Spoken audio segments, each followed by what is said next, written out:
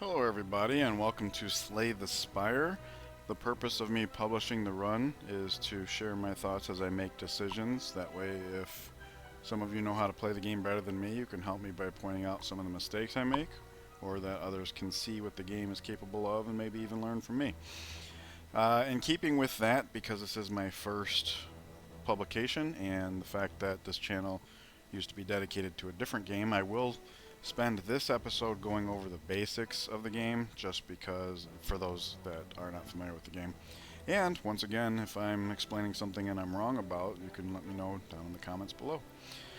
We are playing as the Silent, one of 4 playable classes. When you first start off, you meet this whale-looking thing named Niao, and he gives you one of 4 options, and it's nice that these two, while more potent, shows that the red text shows that there's a detriment to them.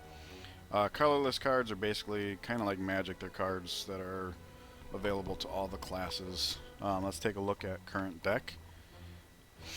The Silent starts off with the largest deck, and for that reason it's also the least consistent at first. It also has a pretty high ratio of defense to offense, so our first steps are going to be upgrading our offensive potential. And the reason for that is because each act is randomly generated as far as what's where. Oh, I suppose this would be a good time to point out I am using mods, but only quality of life and UI mods, so this isn't like changing the game or cheating or anything like that. I just wanted to point that out because people are going to see, oh, this looks very different. Basically, we're ascending a spire, and at the top of this particular map, which we're considered to be in Act 1, there is a boss. And each time it's going to be random among a certain few. And as we're climbing the ladder, our job is to basically get strong enough from our starting deck to be able to handle that. And one of the best ways to do that is to aim for elites, fights that are basically stronger than basic fights, and for that to be able to conquer those, we need to get strong enough to beat them. So what I usually do is I always check to see who we're fighting against. One of the mods prominently puts their name up here, so even as we scroll down, and another mod shows the entire map over here so we can just see it. They each have their own icon. Unfortunately, when you hover over, it doesn't tell you the name, so you can't like look it up ahead of time. But as you play, you do learn it. Anyways, looking at this particular map, the only way we're going to be able to fight 2 elites this run, instead of just the one, is if we hit one of these 2, which means we have to come through here, which means our only option for first elites are these ones. So we'll choose this one, we'll go this way, because campfires will give you the opportunity to upgrade your cards. So that can be very helpful. They also give you the option to heal up, but ideally we won't need that, because if we heal up, it'll help us maybe have enough health to fight the elite, but in the long term, having an upgraded card would be much better. So in order to get here, we have to start coming down, and here there's a fork in the road, but you can see each one has 2 basic fights, so it really doesn't matter which way we go. I will go ahead and start here, but you always want to look at the map before you choose your bonus, just in case. For example, if you were to hit a early store, then you might want to take a gold bonus if he offers that. But anyways, the colorless cards would dilute our deck right now without reliably being any good, so we'll just take the max HP. So you can see here we started with 77, and that HP has to last us the entire act. Once you beat the final boss, you will be healed to full going into the next act. So we've already discussed the map. I'll just go ahead and choose this and get started. Now the first 3 regular fights you encounter are from a pool of quote-unquote easy mobs. I do have a mod installed called Intent Path or something like that. It's kind of like a flowchart of what they do. You can see here. I should back up a second. The game actually shows you their intents here. And as we hover over, we see strategic. The enemy intends to use a buff. That buff is a ritual that makes him stronger every turn. I think it's like 3 strength every single turn. And then basically he will just attack, attack, attack in perpetuity. So this is kind of like a time check. if you will. We need to kill them as fast as we can. You start each turn with 3 energy. Normally you start with 5 cards. The Silence starter relic gives them 2 extra cards at the first turn, which is helpful because it's meant to offset the fact that we have a bigger deck. So we have to be careful because sometimes we get a fistful of defense when we want offense and vice versa. Here we have 3 energy, and he's not going to be attacking us, so we don't have to bother with defending. So we're just going to spend all 3 energy on attacking to close out the fight as fast as possible, which isn't necessarily our primary goal. I would say the primary goal is to take the least amount of damage as possible. Now that said, because of this ritual that he casts, we are on a clock, so we do need to close it out fairly quickly. Now, the best card that we have in our starter deck is called Neutralize. It's an attack that costs 0. It's kind of a weak attack, but it applies weak, a debuff. And this is a good example of why that matters. You can see he's doing 6. Going to do 6 damage because of the weaken debuff, which is 25% less, rounded down as you could say. So in this case, it's actually 33% less. He goes from 6 to 4, which means a single defend is all we need to do what I call a full block, which means we won't take any damage, which means we are free to spend the rest of our energy on damaging him. And luckily our hand had exactly 2 attacks, so that was very synergistic, even though it didn't have to be for the... Okay, so here, Survivor is a card that gives 8 block. It's a little bit better than Defend, but it comes with the downside, if you can call it that, of discard a card. And the reason why I say if you can call it that is because sometimes you want to discard a card. There are curses in the game. Some enemies will put cards into your deck that are detrimental if they're in your hand at the end of the turn. So sometimes that can be useful to discard. Also, the class The Silent has some discard synergies. Cards that if they're discarded, you receive benefits. So it's not a good idea to view that as a net negative. Anyways, he's going to be doing 9 to us, so this would not be a full block, but 2 defends would. However, if we cast 2 defends, we'd only have 1 energy for 1 strike. So this is kind of a matter of taste. We could go 2 strikes and then cast the Survivor, like deliberately take 1 damage in order to be able to do an extra 6 to him. Or we could cast 1 strike, which doesn't end the fight quite as quickly, and do a full block. So what I want to do here is look at our deck. If we only hit him once, he would be down to 14, which 3 strikes or 2 strikes and a neutralize would kill him. And the only way we're not going to draw 3 attacks is if we draw 3 defends, right? And next turn we know by his incrementing strength that he'll be doing 12. 3 defends would be a full block. So what I'm going to do is I'm going to play it safe, because since we looked into our deck, we know that either we will have lethal next turn, or we'll have enough defend to survive next turn, which should give us lethal the following turn. Is my line of thought. And you can see the block that falls off every single turn. Okay, so we did get neutralize and 2 attacks, which means we just have lethal. It doesn't matter how much damage he's going to do. Now at the end of every fight, you always get gold, and you always get the option to choose a card out of 3 offered to quote-unquote improve your deck. I put it in quotes because every card you add, you are diluting your deck. So to that extent, you are making it weaker. But since we're basically starting off as weak as possible, as weak as we'll ever be, I should say, it's usually an upgrade. Now sometimes you can also get a potion. Up here there's 3 potion slots. We can carry up to 3 at a time. Potions are single consume, usually in combat. Well, technically always in combat, on the combat screen. I know there's one that gives you increases your max HP, that if we received it right now we could drink it immediately, but that's because we are on the combat screen.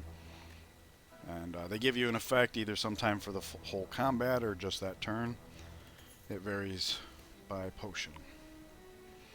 Okay, so like I mentioned up at the top, our first goal here is we want to be strong enough to tackle elites, so we can get strong enough to tackle the boss.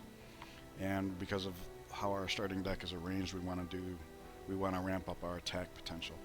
Only one of these cards does that, but I did want to talk about the other cards. Obviously, if we had a turn like this last turn where everything we're casting is offensive, this being in our hand would allow us to gain some block without having to spend any energy on it.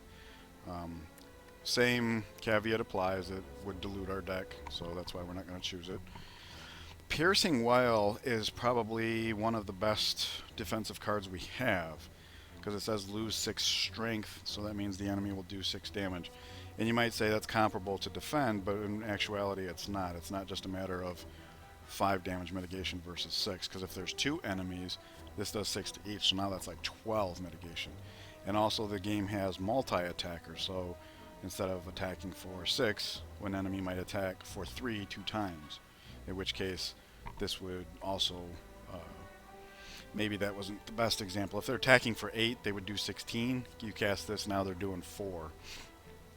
So that's a mitigation of 12 on that one enemy, and if you had 3 enemies like that, now you're talking about mitigation of like 36. So very, very good card.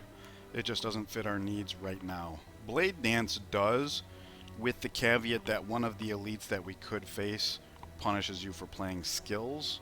But the upside here is we would get 3 shivs, which is 4 damage each for 0 mana, or energy, excuse me.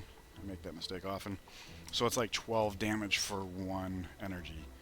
So we will choose that because even in light of that one scenario's light downside, the net gain is almost 100%.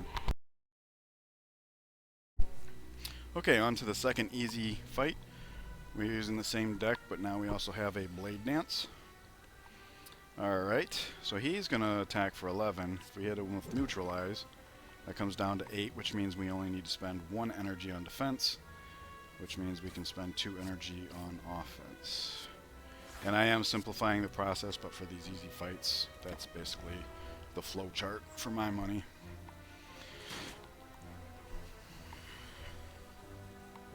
Okay, Blade Dance pops up. Unfortunately, he's not attacking this turn. He's going to be casting a block. Tends to block and use a buff. So we can go ahead and cast all the offense we have. There's no point in casting defense, so I'm just going to end the turn. We could, it wouldn't hurt anything, but as you get on in the game, like here it says we have 1 out of 3 energy. There's a relic that lets you transfer your energy from one turn to the next. There are relics that you can get that, however many cards you play, do certain things. So sometimes you might want to play more cards, other times you might want to play fewer cards. Excuse me. Alright, so this is a difficult situation because... Oh wait, you know what? I was going to say it's a difficult situation because we can't perfect block. He's going to do 70, and after that we can only do this. However, if we add his health and his armor together, it's 11. 2 strikes is lethal. So we'll just kill him rather than worrying about what he could do to us if he survived. Cultist Potion is very good. It's just like the ritual that the bird played, except for when the bird plays it, it's for 3. We'll only get for 1. But Strength is so helpful to the silent class that it doesn't have much access to it. So this is really good. This should almost guarantee that our first elite fight goes well, all by itself. Okay. So this is a really good card. It might look a little underwhelming because 11 block for 2 energy when we have defense that give us 5 block for 1 energy. It's not really much of an upgrade, but the 2 weak is significant. Weak's a debuff that makes them do 25% less damage. It's basically survivability. We already have access to it with our Neutralize card, which is an offensive card. This is obviously pure defensive, but the fact that it's 2 weak, unfortunately it's not cumulative. It doesn't mean that it'll be 50% less. It means it'll be 25% less over 2 turns. Sometimes I wish it was stacking. Other times it's really nice that it basically is more persistent. But since our current goal is to maximize our damage output, we wouldn't choose this anyways. Finisher is a tricky card. And by that I mean it's poor in and of itself, but when you combo it with other cards, it's okay. It can get really great. In fact, I didn't mean to say it's okay. So imagine a turn where we play 2 strikes and use our 3rd energy on Finisher. finisher would do 12 damage for 1 energy. But when you consider Blade Dance, that gives us 3 shivs. So there's 12 damage, and then this would be 18 damage for 1 energy. You can see those 2 cards actually go very well together, and we already have a Blade Dance. So if we did pick up the finisher, there would be times where we'd have some pretty significant burst. However, right now it would be too inconsistent to matter. So we'll go ahead and take Blade Dance because it was already a good choice. And now that we're going to have 2 Blade Dance in our deck, if I was offered finisher again, I probably would take it, just because the chances that we would be able to get some decent output from it would go up significantly now that we have the second. Okay, so these guys are interesting because they have this buff that basically says the first time they take damage, they gain defense or gain block, which, as we've seen, has falls off at the end of each turn. So if we can deal with one of these, like fully mitigate this, and then cause an offensive to both of them, get them to throw up the armor, and then drop it, that means for the rest of the fight we can just go full into them. So the first thing we need to do is look at, can we just kill this guy outright? Because if so, that means we don't have to spend any energy on defense. And if we add the 5 armor he would gain to his 13, that's 18. And you can see we can do as much as 24. So I'll go ahead and spend my first energy here. If we're going to do 18, we can get 12 from here. There, now he's dead. We don't have any chance for any need to mitigate, is what I'm trying to say. We throw 1 attack there to get him to trigger that, and then it falls off. So we minimized his buff, whereas this one we chose to power through it just because we could. Alright, and there we go. Lethal damage. Backstab, okay. So it's really weird that they offered us Blade Dance so many times.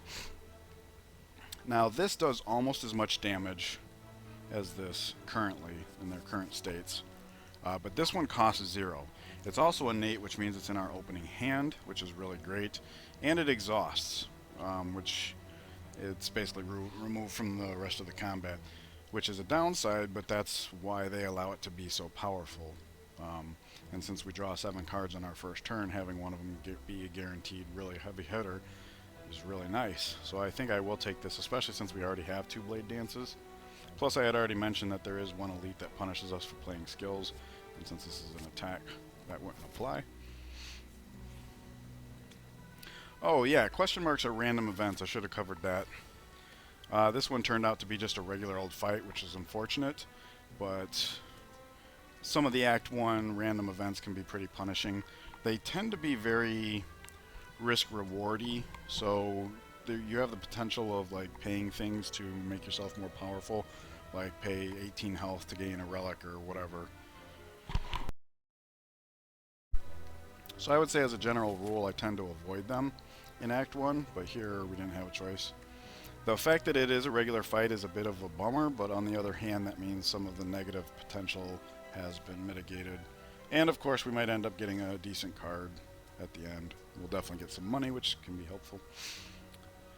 And this is a slime boss. No, he's not slime boss. That's one of the Act 1 bosses. He's a slime, which means he will split when we get him down to half damage. If he doesn't split, he's going to hit for 16, which is a lot. In fact, we have no way of mitigating that much. So let's see if we can do the 33, 34 damage we would have to do to make him split instead of attack us. Here's 11. Here's 14. There's another 12, so that's 26 for 1 energy spent. Plus another 12, so that's 38. 38. My math might be off, but I think it's enough to make it to where he will split instead of attacking us, which is really great. Now the splits will have whatever his health is at. There we go. He turns to split. All right. So we'll have 2 acids to face with 29 health each.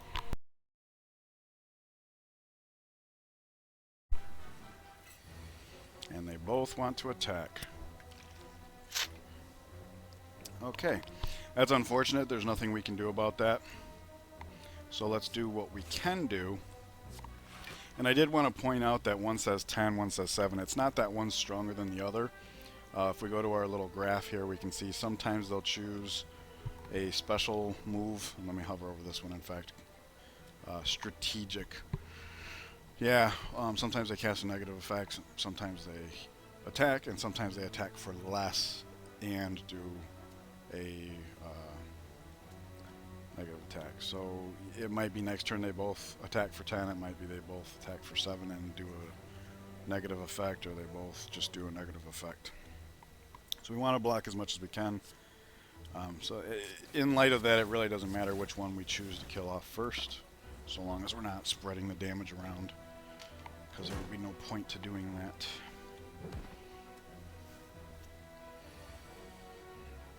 Yeah, see, neither one of them wants to attack now, which is unfortunate because we don't have a hand where we can go full attack with.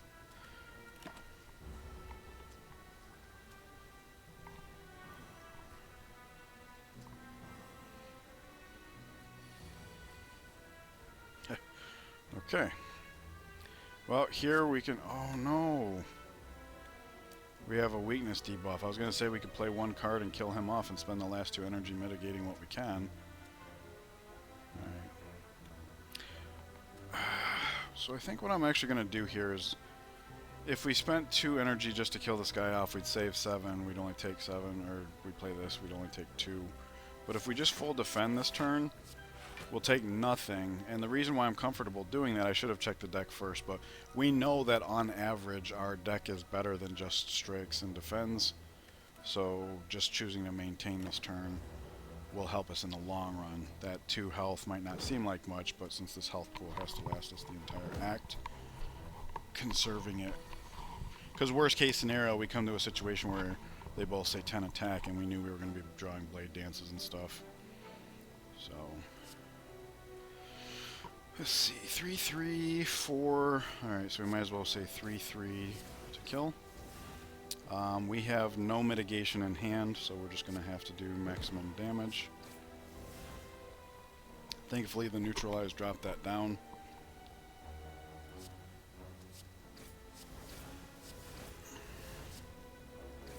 Okay, so we're taking 5.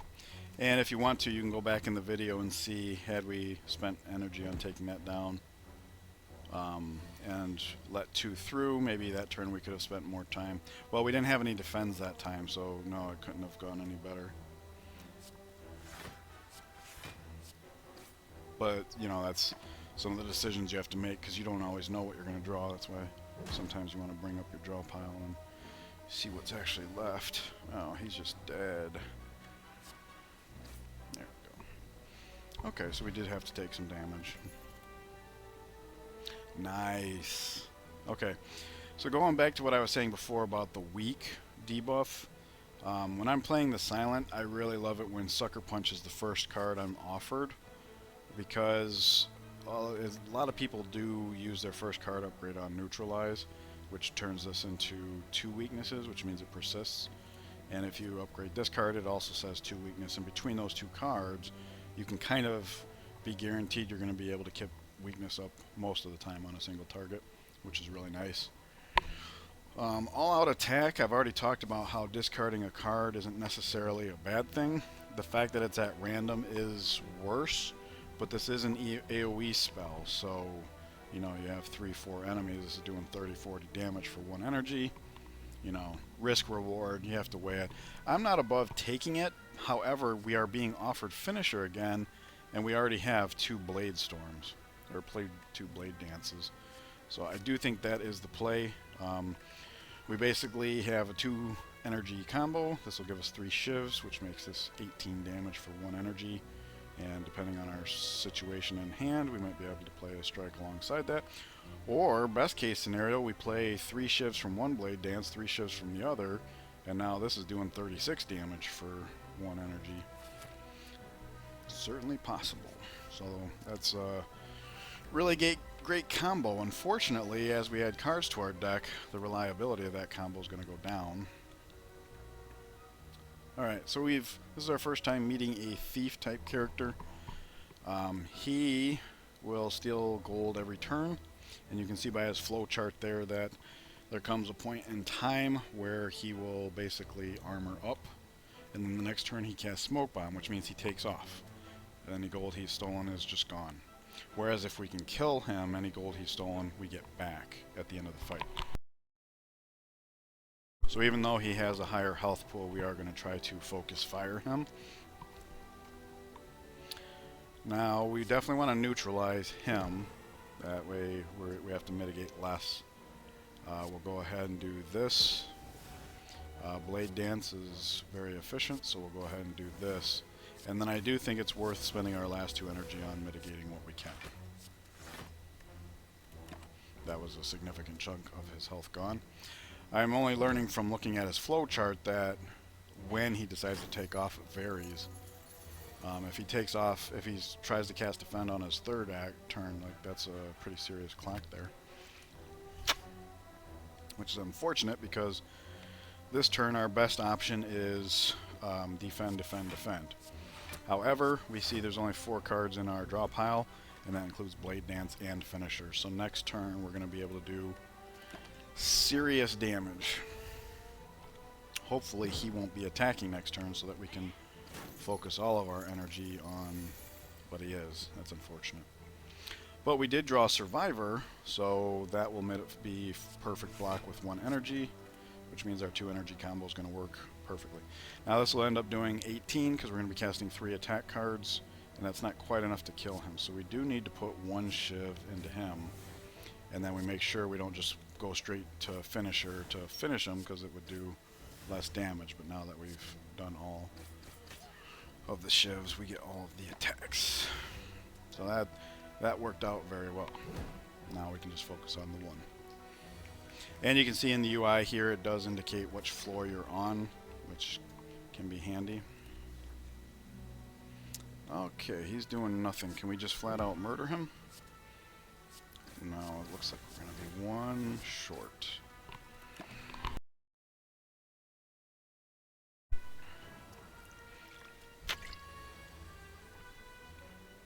Okay, and even though we have weakness, we just kill him, and the fight is over. And there you can go. You can see we get our gold back. A second cultist potion. That is so good. Okay. So, this... First of all, let me start by saying these are all good cards. Draw 3 for 1. We would not take this right now because just about every single turn we're casting everything. If anything, we wish we had more mana, not more cards. So spending one of our only 3 energy to draw cards is rarely going to be what we want to do. That said, if we were in a situation where we were either going to die or we could play Blade Storm and Blade Dance and Finisher to win, a card like that could actually save the run. But that's very niche. Dodge and Roll is very interesting. You can see it offers 1 fewer block than Defend, but then gives you 4 more block on the next turn, which can be really nice. There have been a multitude of turns where we had 1 energy left and some defends. We had no reason to defend, so we just passed. Casting this would make sense because that means next turn we'd get 4 free block.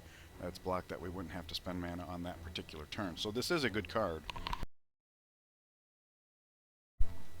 On top of that, there is a stat called Dexterity that basically buffs how much block you get, and this is the only card we have access to that dips into that Dexterity twice. There's also a Power that we can get later that increases how much that increases our Dexterity, so those cards synergize very well. That's more of a later game thing. And then we have Noxious Fumes, which is our first example of a concept called scaling damage. Everything that we've had so far is front-loaded damage. We cast the spell, the damage is done, end of the story. Not so with Noxious Fumes, and I guess I have to introduce poison. It says at the start of your turn, apply 2 poison to all enemies. So not only is it scaling, but it's AoE. So what this means is we play this, it does nothing. Enemy takes their turn on it. At the start of our turn, 2 poison will be applied to all enemies. We're done with our turn. It's now their turn. They take 2 poison damage, and go down to 1 poison. Their turn's over, it's now our turn, we apply 2 poison, now everybody's got 3 poison. Their turn, they take 3 damage, it ticks down to 2. So you can see it's like inevitable doom, basically, for everybody, but it's slow. So later in the game, scaling damage becomes much more important. Thus far, our fights have been so quick that this would be a bad card to choose. Its power, if you will, goes up, or its impactfulness goes up later as the fights get longer. So it's one of those things where it's such a great card, I'm tempted to take it now, but it would dilute our deck, so I don't think I should take it now. So this is a very difficult decision. I think I'm going to have to skip. There will come a point in time where scaling damage becomes not even just a good idea, but necessary. Because the shape of the game changes with each act, basically. Alright, so we had the option of healing or smithing. Healing gives us a percentage. In fact, I can just go ahead and show you. 30%. And smithing allows you to upgrade a card. Now, I've mentioned that Silent likes to upgrade Neutralize early on because you get the added weakness. However, if we upgrade Blade Dance, we'll get more shivs, which increases our output, which also increases the potential effectiveness of Finisher. So let's go ahead and do that. Unfortunately, we have 2 Blade Dances, which means we're kind of committed to using our next campfire to do the other one. Okay, so this is one of 3 elites we can face in Act 1. A quick rundown. This swirly thing that they do is they put 2 cards in your deck. The cards themselves do nothing except for occupy one of your draws for that turn. At the end of the turn they exhaust, which means they evaporate, they go away. So over time they dilute the deck. You can see there's 3 enemies and they will alternate. Let me show you their path here. One turn they'll do the negative effect, the next turn they'll attack for exactly 9, and they alternate. Since there's 3, the 2 on the outside you can see are in sync. Next turn we'll be facing 18 damage while our deck is getting more diluted every single turn. So the name of the game here is to focus fire one of them, and then once it comes down to 2, you know, you can play a little more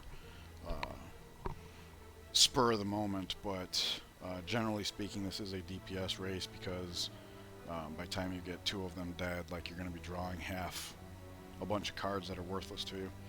We will go ahead and use this potion. It doesn't do anything this turn, but every single turn we get stronger and stronger. Let me do the math real quick as far as how much damage we can do as a potential max. We have 11 there. This will be 16, so that's 27. This is 30, and now we've only spent 1 energy. With these 2, it would be 42. So we could kill this guy outright this turn. And I think we should do that. Now, they have a buff called Artifact. This is a very common occurrence. It basically negates the first debuff. So you'll see when we cast Neutralize, he will not get weakened, but instead will lose. Yeah, it says right there. Okay. Bang, bang, bang, bang. Bang. And there we go. So that's 2 fewer cards going into our deck this turn. Very nice.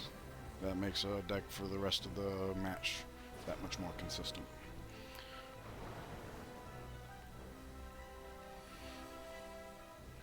Okay, so we drew Finisher, but not a Blade Storm to go with it. Blade Dance, excuse me. So we have a choice of either doing 24 damage or 12 damage and 8 mitigation. Like I mentioned, this is a DPS race, so I think the 24 damage is more impactful. And the way I choose to do it here is, can I kill one of these next turn? If so, I want to damage this guy, because on next turn he's going to be the attacky one, and therefore all my offense will, you know, tangentially go towards mitigation that turn, which is very good. 24 brings him down to 15. What's the likeliness we'll do 15? Well, we can see it's a guarantee. Here's 12, here's 6, and we'll also have another card after the reshuffle, which could actually be Finisher. So yeah, we can definitely nuke this guy down by next turn. Oh, and I totally forgot. we're doing 7 per. So yeah, this is now, what, 28, or do 14 and mitigate 8. Pretty clear answer. I mean, you want to save as much damage as you can. We're basically going to be leaving this fight with no more than half of our health. What did we get as the 5th card? Okay. So we will be able to mitigate some. Oh, but we have no need to mitigate because we specifically did it in such a way. So these now do 6, these now do 8. This is our stacking ritual at play, which hopefully means we can kill this guy next turn so we don't have to bother with any mitigation. Now that we're down to 1, though, it's pretty great. However, we did reshuffle our deck, so you can see some of these garbage cards are potentially coming to us. 4 out of the 14 are garbage cards, so we're almost certain to grab 1. Let's see, 6, 18, 24, not enough for lethal. So we'll do that, not that it weakens him this time. And we'll do that, and we will spend this turn mitigating just because victory next turn is inevitable, I would hope. Any 2 cards should do it. And almost half of our hand. So we can, statistically, we'll get at least 2 attacks next turn, and that's all we need to guarantee lethal this turn. Finisher only, which the game's turning me into a liar. But it's okay, because you can see we've evaporated 3 this turn. He's only going to add 2 over here. So we're guaranteed to grab all these plus 1. Hey, he's done for. Oh, you know what? I cast Finisher on him. Not real. I saw the number 10 and I was like, oh, we'll do 10, but no. It did 0. That's okay. He's dead now. Okay, so we preserved what we could. Ink Bottle. Oh my gosh. So this is a good one anyways, right? Because extra card draw. But think of it in terms of our current deck. We have a card that generates 4 more cards. So this, for 1 energy, contributes 5 cards when we have a relic that every 10 cards. So now this Blade Storm says draw half a card. This one says draw 40% of a card. And when we upgrade it, draw half a card. Which will basically help us get through the deck, get back around to our combo pieces that much quicker. Nice. That's a good one to get, I think. Gambler's Brew. We've already seen several situations where I needed more attack or more defend, and we just didn't have it. Drinking this might help us with that. Wow. Okay, so this is a perfect time to cover card rarity. Gray Banner is common, blue is uncommon, and gold is rare. And you can actually see this has much more lasting damage, and it's AoE damage. This would be a really good card in our deck because the blade dances. Every single shiv we play, and indeed because it says card, the blade dance itself would do 1 damage to all enemies. Each shiv would, but it costs 2 to put into play. I think when it upgrades, nope, it's more damage. Okay. Sometimes an upgrade actually reduces casting cost, but not there. So long term, this would be a better card than Backstab, but having a second Backstab, you've already seen how good 1 is. 2, obviously, is twice as good.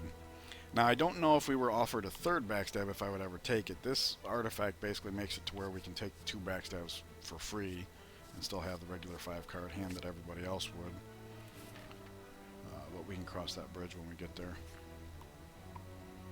Yeah, because our damage output's pretty stellar at this point. It might be a good time to start thinking more long-term stuff.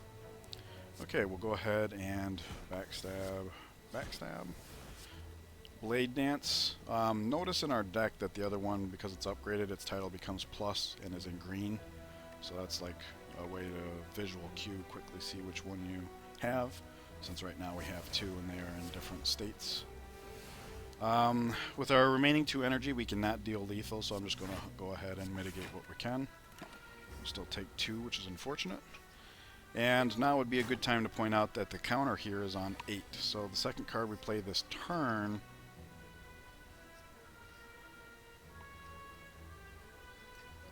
Ugh, that's so unfortunate.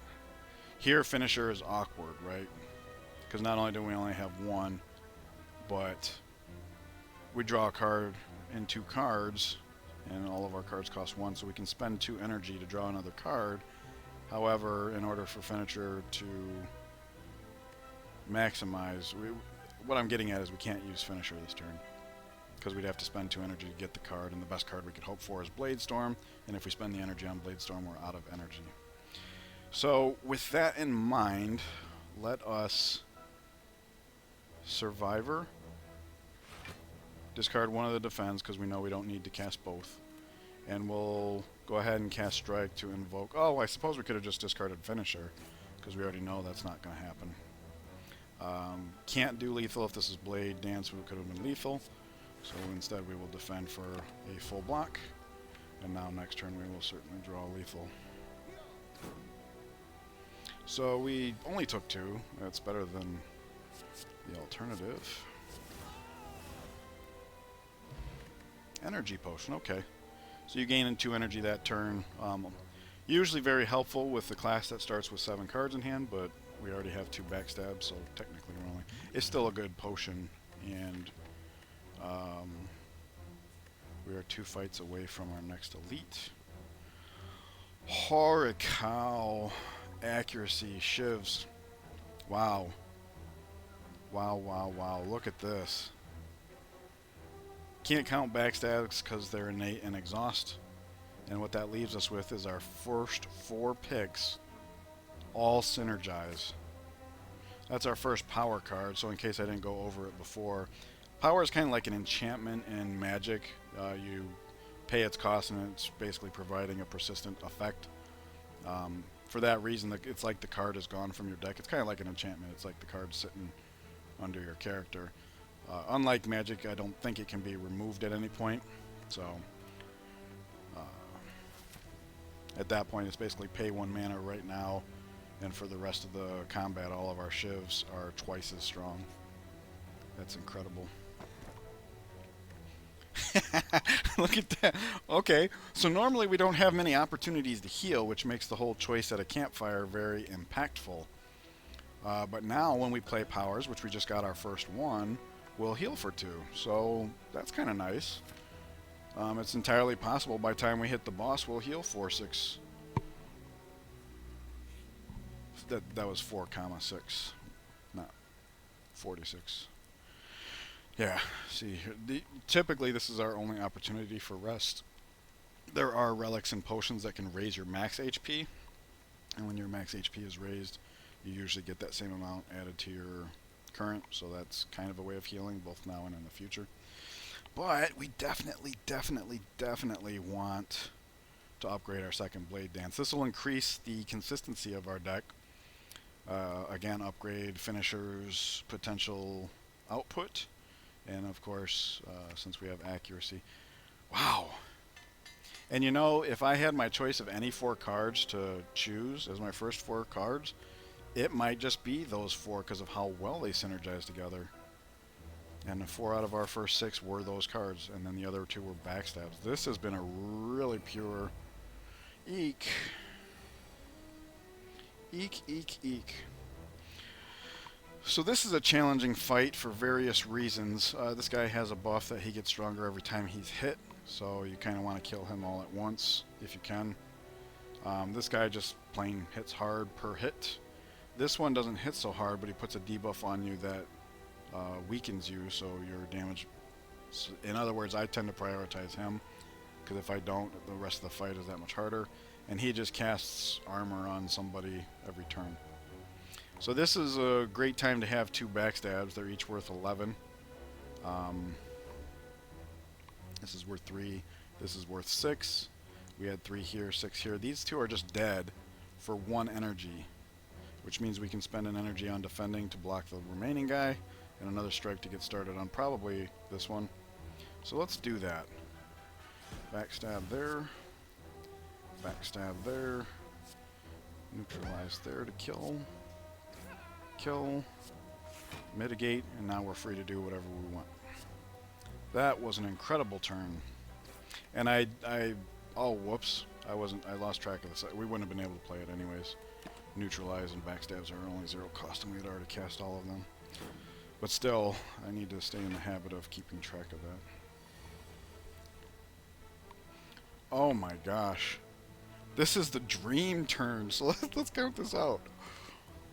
4 at 4 times 2. So there's 32 damage right there.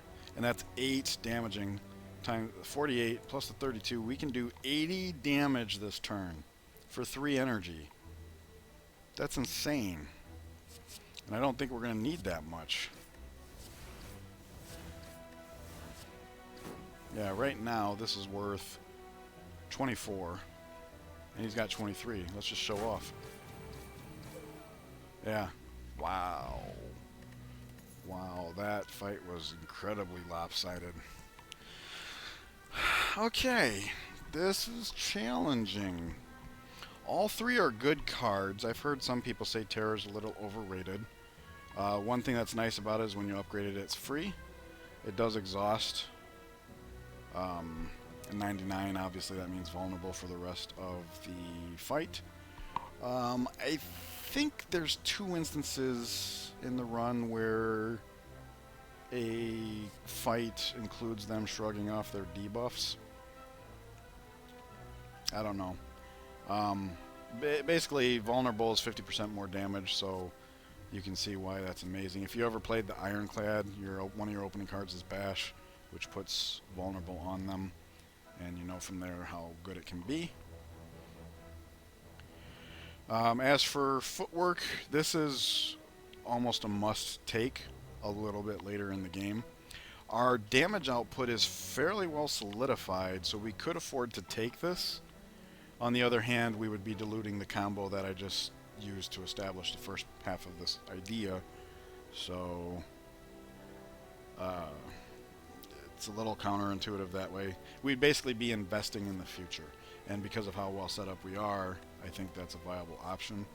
We are missing AoE, which Dagger Spray would account for. It's not as big of a problem, and that last fight kind of exemplified why. The Blade Dance, as I think I already touched on, because it's damage split up against multiple cards, we can kind of divvy it up how we want. That said, this can be scaling in a way, because when you upgraded that, and the more enemies you have, the more damage it's doing. So in that last fight, we had 4. This in its current form would have done 32 damage. Even Blade Storm can't touch that. I don't know why I keep calling it Blade Storm. It's Blade Dance, right? Yeah, okay. I should, if I'm going to be producing these things, I should get with that. I'm going to take a quick break here to...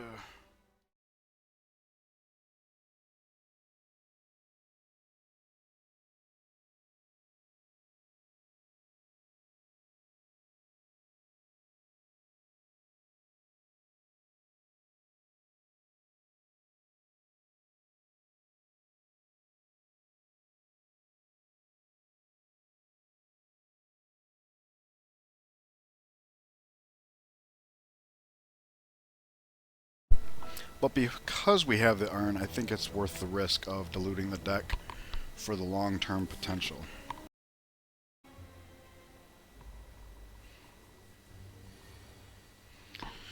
Okay, we did get Goblin Knob. The main thing to keep in mind here is that turn 2 he puts on a buff that says every time we play a skill, he gains 2 strength. For the most part, our skills are obviously Blade Dance. This is one of the reasons I was cautioning against taking them compared to other alternatives. Obviously, we made the right choice. But if we grab a Blade Dance next turn, it will be giving him 2 strength. Other than Blade Dance, most of the time we're casting skills, it's for gaining block. So you need to count out and weigh the differences between increasing block this turn and giving him plus strength that's going to last every turn for the rest of the fight. Luckily, we're pretty set up for nuking, so I don't know how much that's going to be even a factor. I'm also seeing that we have 4 energy worth of cards here. This does not count, so we have 3 and 3, which means we could just play footwork for the 2 health. Obviously, I just mentioned that with his debuff, I don't know how much we will be playing skills, so I don't know how much the dexterity is going to matter, but the plus 2 health is nice. The main reason I hoard potions is for the elites in Act 1. I don't know if I've shared this yet, but I tend to feel a little uncomfortable when I have 3 potions, because then if I end a fight and it gives me a potion. I have to decide which ones to keep, and it feels like wasted potential. So we want to drink a potion. This gives us 2 energy, which we don't need this turn. This we could go digging for, say, like if we threw away Survivor and Footwork, try digging for Finisher, because that would be even more amazing, because it's turn 1, we have our backstabs, and we also happen to have Neutralize. It would be a very strong. But I think this is the most consistent of our options. So I'm just going to drink that and be content with the fact that we probably have the power we need to kill him pretty easily. Our ink bottle is at 6, so let's say 7, 8, 9,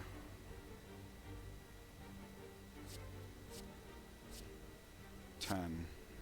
Let's see what we draw. Oh my gosh. Okay, so this is 2 health, and gives us an extra 16 damage this turn. Wow, wow, wow, wow. So seeing this, it might have actually been made more sense to take this potion rather than this potion, so we can choose all of our things. It's very tempted to just play this for the 2 health, but I definitely think continuing on offense. Yeah, there's a good chance we draw a Finisher next turn, and we could draw it alongside a Blade Dance, so we really want to do as much damage as possible.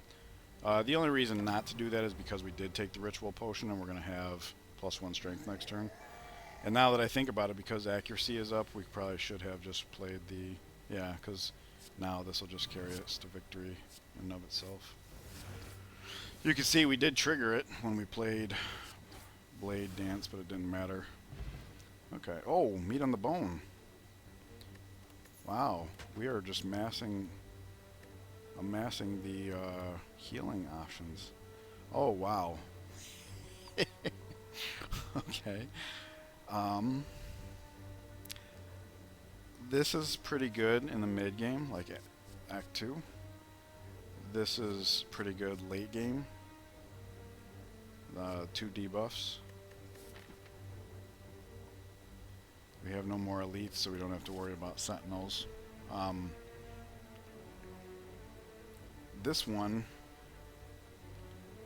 fits pretty well in the deck we're already building. I did want to point out that its upgrade is 1. So if we take this card, we're somewhat committing to our next card upgrade being Envenom. But it's nice. This is a way of adding that scaling damage I was referencing. We already have a deck that's throwing a large number of damaging attacks. If each one of them applies a poison as well, that gives them scaling damage. So if we end in, and we're going to be entering Act 2 fairly soon. A couple fights, boss fight, and then we're into Act 2, where the fights will last a little longer. Plus it's a power, plays into our urn nicely. So yeah, I'm going to go ahead and take this. Crippling Cloud, there is an argument for. And then Leg Sweep gives you another way of applying weak and consistency. I think that's its main draw. But I think I want to go with Envenom here. We're kind of... It's incredible to me how many of our pickups have been synergistic. We chose to take this instead of skipping and then the backstab, but the other 6 like work well together. That's insane.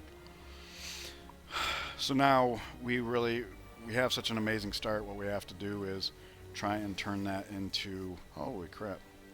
Finisher. Wow. Okay, so this just kills this outright before the buff even happens. This makes it to where we have to chew through the armor. We'll spend 1 energy here. 10, so that's 3 and 4 and 4. This guy's going to have 22 total. This is already going to do 30. We can just end it here. Oh, and because it's 1 source. Hey, look at that. The meat just healed us for 12. Sweet. And this is a good potion, too. Nice. Oh. It must have heard I was talking highly about the Crippling Cloud. I was just thinking that because our cards all synergize so well together and we've got a nice core front load damage package with scaling damage option along with longevity, now might be the time to start rounding out the deck with a card like Crippling Cloud, for example.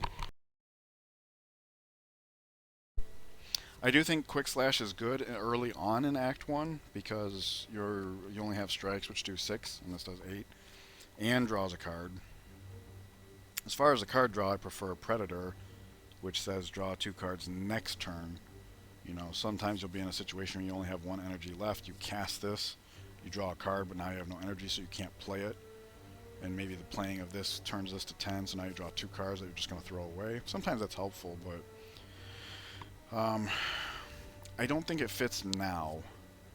I don't think it fits now. Crippling Cloud is another late game. We are in situations fairly commonly where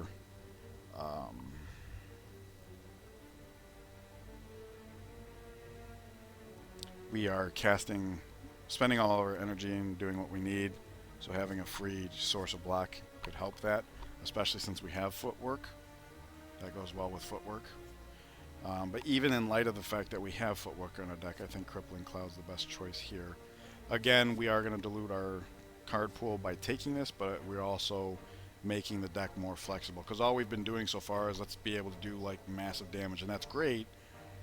But now, come, you know, Act 2 and the boss fight coming up, we need some other forms of maturing our deck, so to speak, so that we can be more resilient in more situations. Okay. So he's going to attack us for 16. If we can split him in half, if we can do half of his damage, he will split in half. And that split takes up his turn. So if we can cause him to split, we would need to do 33 damage. He won't do this to us. So let's look at our opportunities. We don't have much. 22, 28, this would be 18. That's 30, 46. That's enough. So let's do that. I'm going to double check my math as I go though, because this is our point of no return as far as casting Crippling Cloud. And I did lose sight of that. If that had been a damaging spell we had drawn, then Finisher, obviously. In fact, if this had been Blade Dance, we probably would just have lethal right now. We only need to get this down to 33 though, so we know that, whoops, that's not an attack. We know that we can proceed with our original plan, and now it's going to split into 220s. Because the constituent slimes have whatever the host slime had as far as health. Only one of them is attacking, that's really good.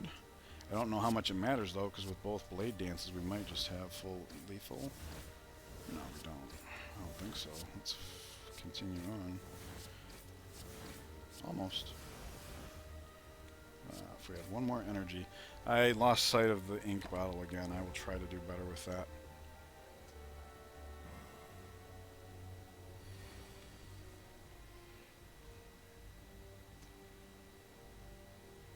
Okay, we'll go ahead and play this for the healing. And then... sorry for the delay there. I was just looking if we took the 2 health, did we screw ourselves out of the 12 health meat would give us. And as you can see here, there's a number 38. One of my, or 1 or 2 of my mods basically is nice enough to put that by our health pool along with the threshold so that we can make decisions like that more quickly. Okay, here's an example of what I was talking about, the discard synergy. If we discard a card and then we actually have the 2 energy to spend on this, it basically becomes a free 12 damage because it refunds the 2 energy we put into it. And this can be fun sometimes because there's also times where you get cost reduction, in which case this gives you 2 for less than 2. I don't think any of these are worth taking. Poison Stab is a form of scaling, but I mean we already have Unvenom. So we will skip this time. In fact, now Unvenom costs 1. Don't need to heal. There we go. Now the card is playable.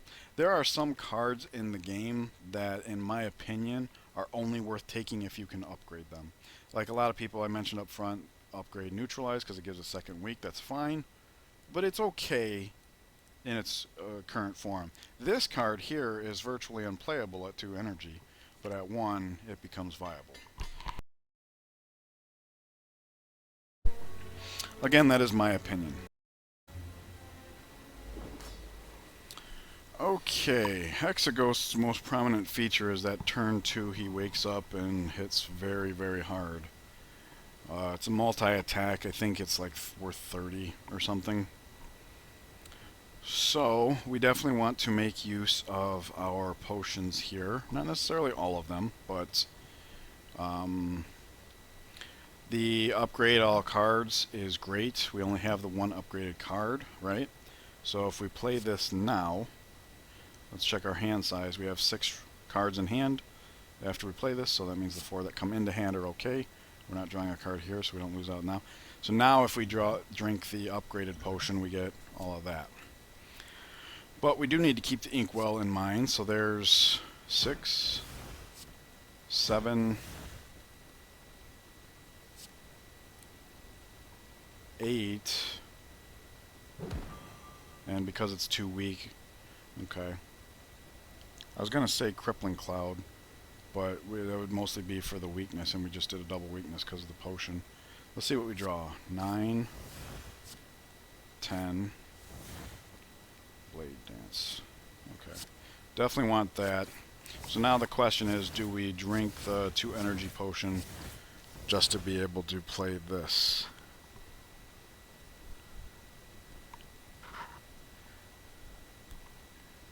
If we can get by without. The poison will be helpful as well, and the weakness will make sure that it persists beyond 2 turns, so I do think that's worthwhile. And now the question is, because we have an extra energy, do we drink this potion to throw this stuff away? Because if we were to draw a finisher right now,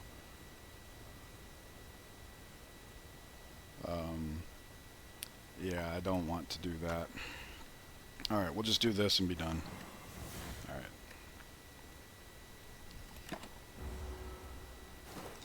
Yeah, the rest of our deck is fairly lackluster. Okay.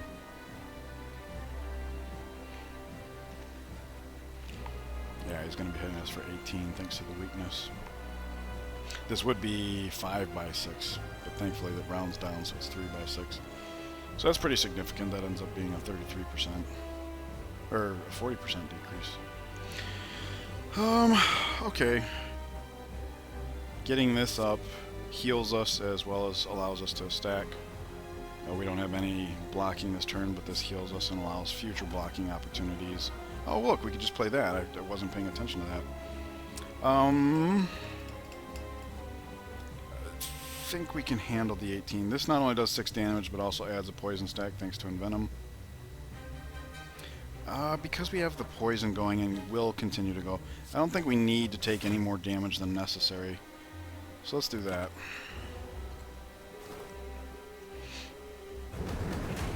Yeah, it would be unfortunate to come this far and lose just because of hubris. Alright, this heals 2.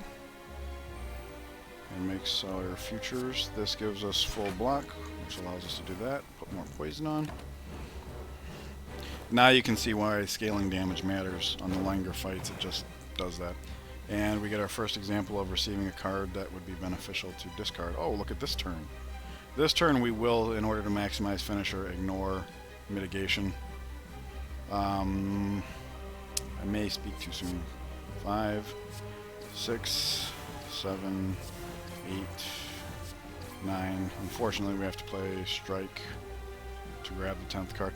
Better yet, Defend almost as perfect. Oh, it is, because of the dexterity. Look at that. So I will go ahead and do this. Finisher's already pretty strong. Look at that, every single attack does the sweet. Yeah, there's no reason to take unnecessary damage. We're clearly favored here, so... The weakness finally drops. No, it doesn't. Bang! Alright, so we'll cast Defend Plus, and that allows us to use our other energy for more damage and more poison stacks. In the bag. Hopefully this fight will help to prove that taking Envenom, and especially upgrading it, was a worthwhile choice. Yeah, see here, if we could discard that, it would be all the better, but no need. We do need to pay attention to this. Accuracy's already been played, so it's okay to use the shivs to work towards the draw. 8, 9, 10. was going to say, there's actually a chance we... And we have nothing else to do. I will cast a defend just to prevent against this end of turn damage there, and then he just dies to the poison.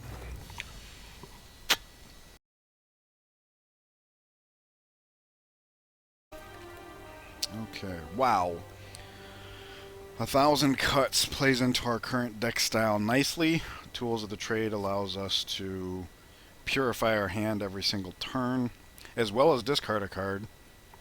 And we were just in a situation where the ability to discard a card each turn would be beneficial. Also, this would help us bring together Finisher and Blade Dance in the same turn by discarding whichever card was not one of those. Help us get to accuracy ever so slightly faster if we find it early. 1,000 Cuts is not only AoE, but scaling damage, and I think we are pretty lacking in AoE right now. We have this as a defensive option, and we are playing in a divvied up style, so it's pseudo AoE, especially with the Finisher being able to focus fire on one of them. So I like 1,000 Cuts here. Both of these play into the urn. I'm not even going to comment on Nightmare. There was one time I went to right-click on it to view its upgrade because I wanted to see if it was like a casting cost reduction, and I accidentally left-click and was forced to play with it. And it didn't work out. I know there's... You don't even have to bother telling me. I know there's some really weird combos you can get into. Like if you draw a Nightmare, you can choose other cards later on and do some really sick combos.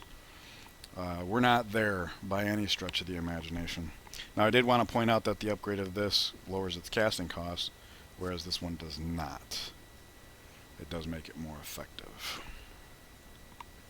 So, in that regards, this is the better option as far as like what our deck needs. I think this is the better option. The problem is with shorter fights, when would we have... This will be like a dead card. Like, we're not going to spend 2 energy on setting up future turns when we could just end the match. But I do think this is the better card for our deck right now. As much as I'd like to be able to take both. I don't even know if I would take both because of the diluting aspect of it. Okay, Philosopher's Stone is very interesting. So having extra energy is my understanding what most people playing the game shoot for in the Act 1 boss relic. That said, the downside is pretty steep. I am aware of the fact that it used to say 2 strength. The problem is when it comes to things like multi-attackers, we're giving them not just 1, but like as much as like 6 extra damage per turn. That's significant. The fact that we have meat on the bone and urn, I don't think is reason enough to take this. This one is similar, except for there's no downside other than it only gives you the extra energy when you need it most. So, there's that. That said, starting in Act 2, the differentiation between hallway fights and elites, the line gets a little blurred. The Act 2 hallway fights kind of feel like Act 1 elite fights to some extent. Now this one here gives you 3 for the price of 1 basically, but also gives you a curse. And that curse is a card that cannot... There's no negative impact other than occupying your card draw for that 1 turn, that 1 card. But you cannot remove it at a shop like you can with other cards. And this is where Tricks of the Trade would have been helpful. You know, if curse is one of our drawn cards, just throw it away, and that way, you know, we didn't actually lose anything. So we will be diluting our deck if we take this. I think that I overvalue this card for 2 reasons. One, I tend to be a relic whore. Some of my most fun runs have been where my relics are like doing crazy things. It's great. But also because the first time I ever took this relic, I got 3 good ones, 2 of which synergized together. Like, it was probably the best calling bell I could have had. So this one has put a very lasting effect on my brain. I think there's arguments to be made for all 3.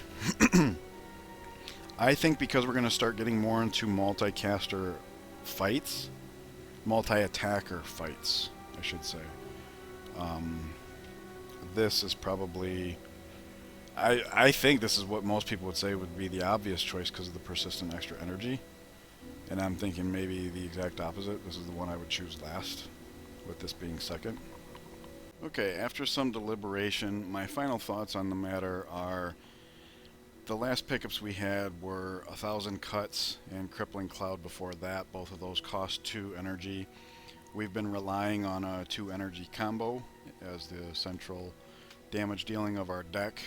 Um, Finisher by itself requires as many cards behind it to be the most effective. More energy helps with that.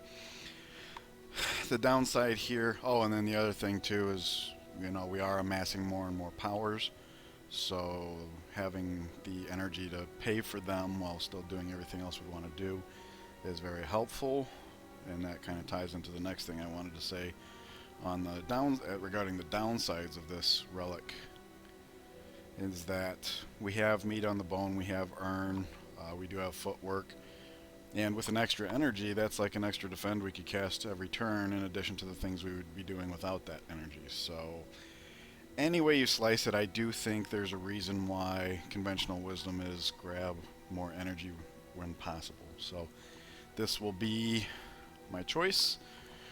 Here's hoping that it doesn't backfire in my face. I want to thank you guys for joining me. I'm going to record these in segments, so take care.